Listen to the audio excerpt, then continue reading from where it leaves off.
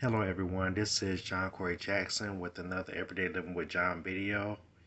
And what I want to talk about quickly in this video is what does real evangelism look like in 2025? There's a lot of things going on in the world. People need Jesus, and we are all called to create disciples, especially for Christians, excuse me. So I have a blog post here that I will leave in the description box. And we are all called to be Christians. I know I could do better in that regard. I am selfish in my own ways, in my own mind, and therefore I do not share the gospel. And maybe you're like me as well. So I want to highlight a few things from my thinking that will show us what evangelism looks like in 2025.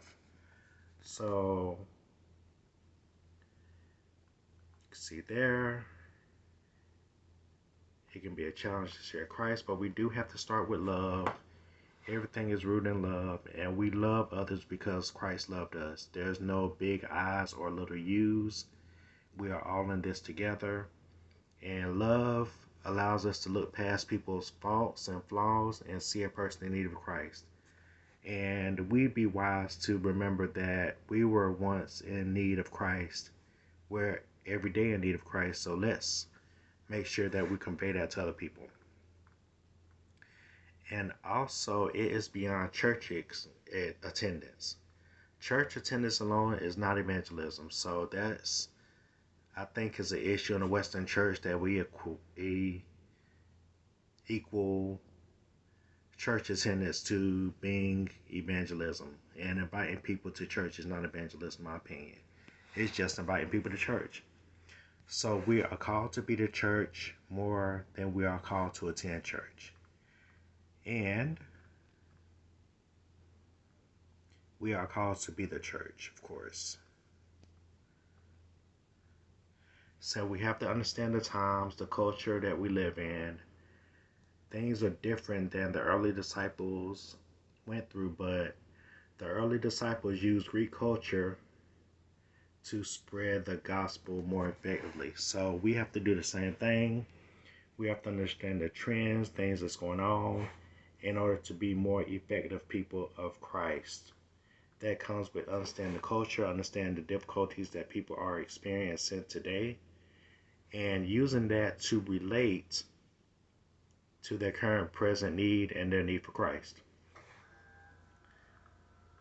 Okay, as we go further in the blog post, and you can forgive me for the gaps in the blog because I just created this blog today with WordPress. I moved everything over from Blogger to WordPress.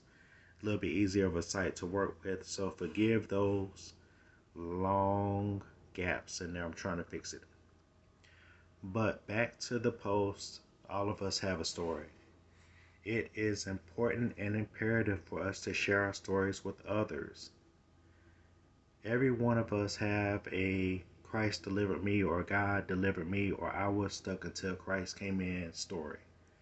Even if it's not as colorful as mine is not as colorful as yours, and even if it is not like a really deep, dark story, all of us still have a story regardless of how Christ came in when we were lost at some point. We need to make sure that we share that with other people, where people can relate to our stories, and we can be effective in our evangelism that way. So you have to make sure that you don't speak from the mountaintop, as I show here.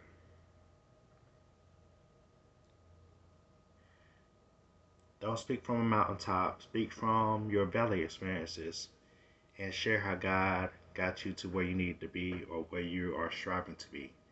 Make sure you share your stories, the good, the bad, and the ugly.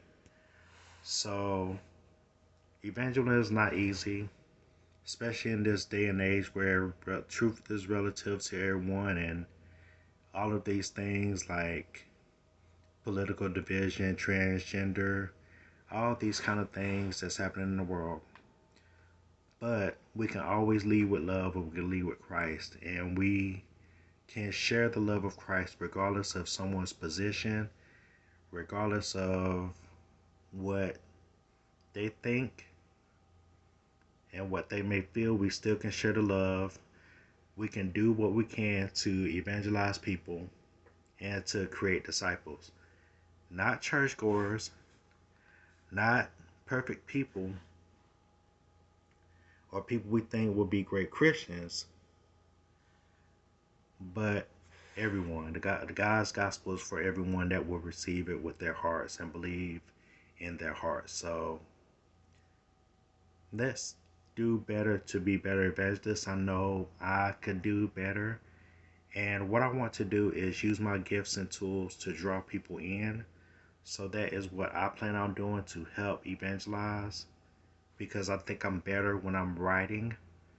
So I hope to do more writing to help people, draw people in, and to be a joint of supply in reaching the lost. Whatever your gift or talent or treasure or whatever you have to offer to reach the lost, do that and use all the tools at your disposal.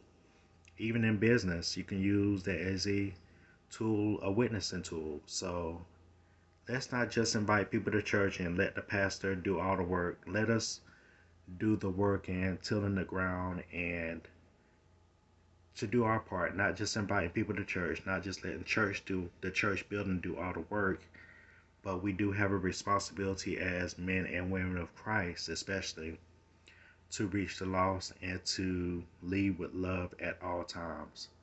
So thank you guys for checking out the video. I appreciate you. I will leave this blog post down for you below to check out the full thing.